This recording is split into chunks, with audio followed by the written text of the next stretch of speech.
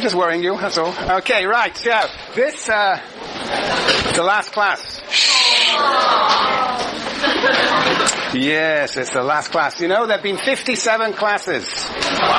57. This is number 57.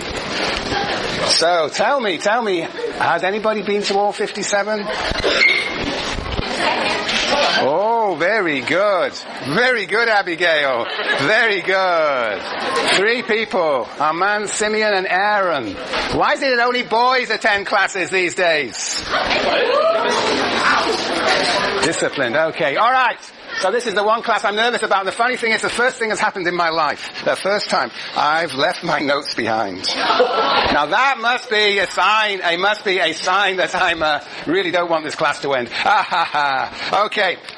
I have some previous notes, fortunately, but I can't believe I've done this. Oh well, doesn't matter. Okay, right, let's see what happens. It'll make it easier and shorter and quicker. Yes, right. Look, alright, let's do a summary. What I'm going to do today, I'm going to summarize. And then I'm going to try and talk about Collins, which will be somewhat abbreviated. But anyway, Collins is an article that you will have to study in order to have a little conversation with your GSIs. And then I will summarize the whole class, and then we'll end. And there are these 2 review sessions tomorrow, 11 to 12:30 and 3:30 to 5. Okay. Has anybody got a pencil that I can borrow? You need it, right? No. You don't? Okay. All right. Okay. Ooh.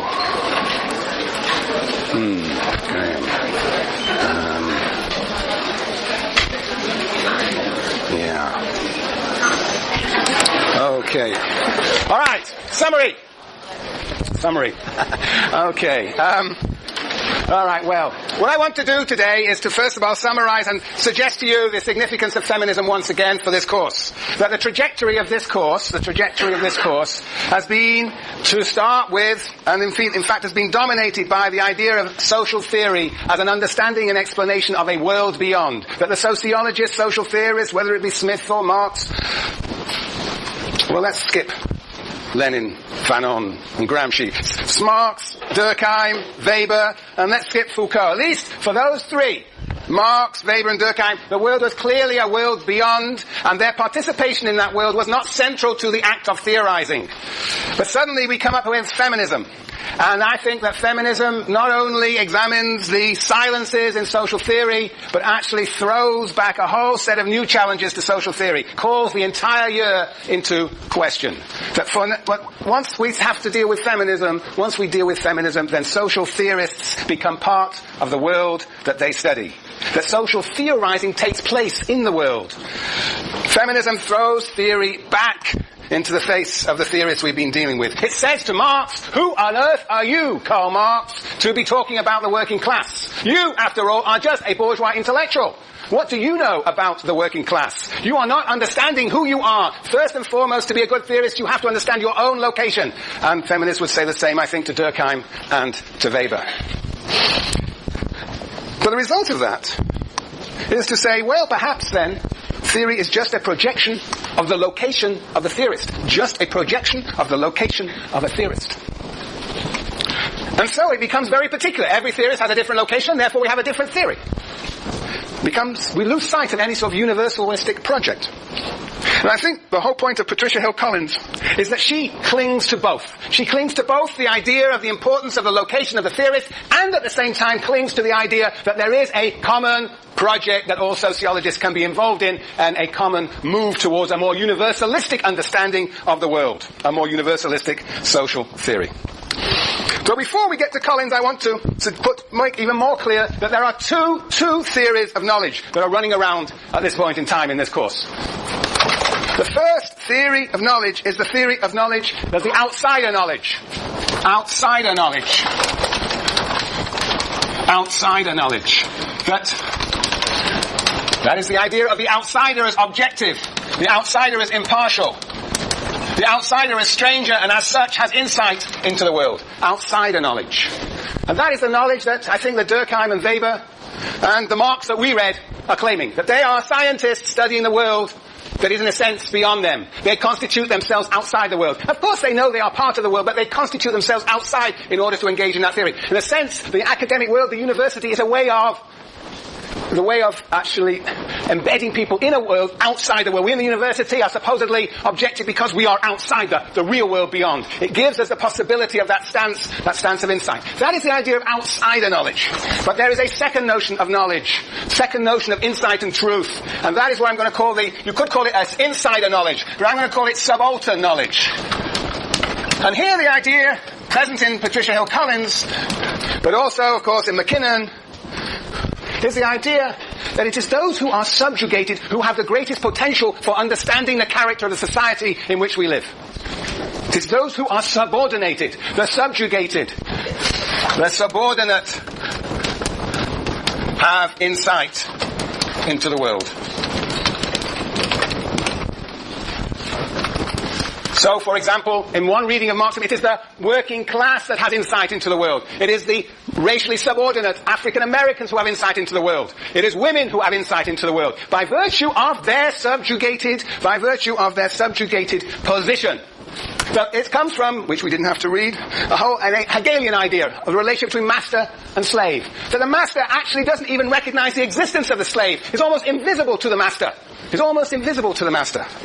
Whereas the slave has to understand his or her own life as well as the master's life. The position of the slave gives insight into the slave's life and the master's life. It is that subordinate position that gives insight.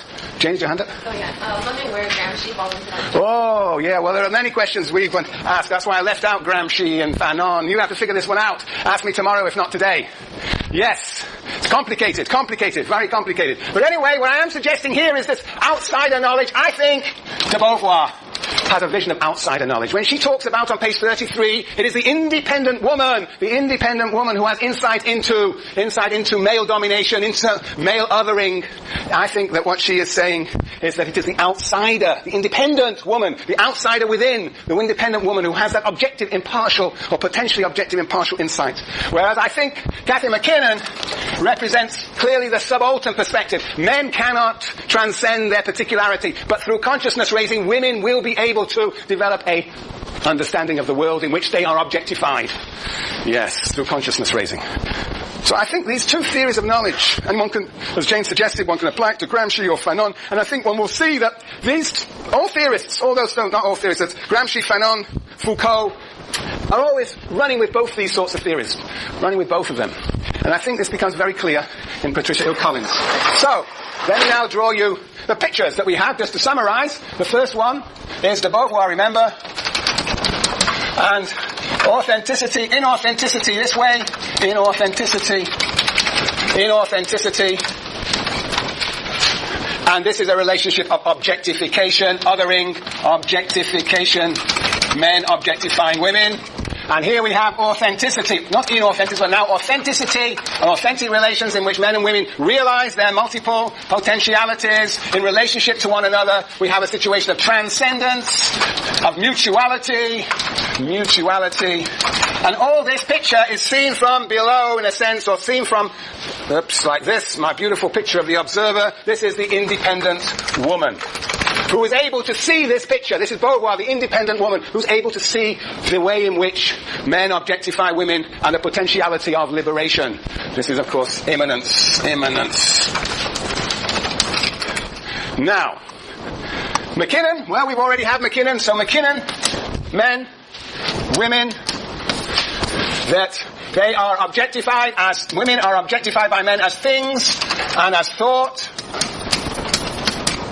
Whoops. What did I put there? Hold on. Shoot. Who's there? This is very interesting music in the background here. Still going on. Whose is this? Let me speak to the person. Stopped. Okay. All right. Very good. All right. That's the answer. I had it slightly differently. Okay. Ooh. Excuse me. It's more or less the same. Thought.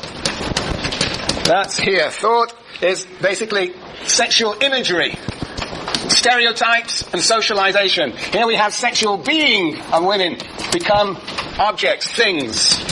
Yes. And here we have, in a sense, ideology constructs women as women, and here we have some form of domination, and I'm going to call that domination force And consent, I think in many ways, McKinnon's understanding of domination of men over women is indeed very Gramscian in the sense that it sees it as a combination of force and consent. Different combinations of force and consent, but always domination.